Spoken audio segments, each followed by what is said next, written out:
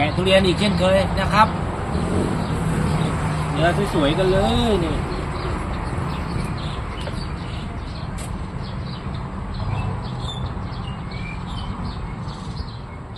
ออกไหมเนี่ยเหลืออีก6 ลูกสุดท้ายนะครับ หมดแล้วหมดเลยวันนี้สงสัยจะต้องผ่าหมดนะครับวันนี้เพราะมันสุกพร้อมกันเลย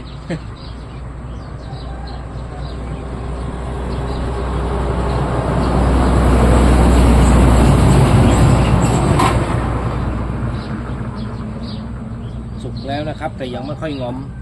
ไม่ค่อยร่อน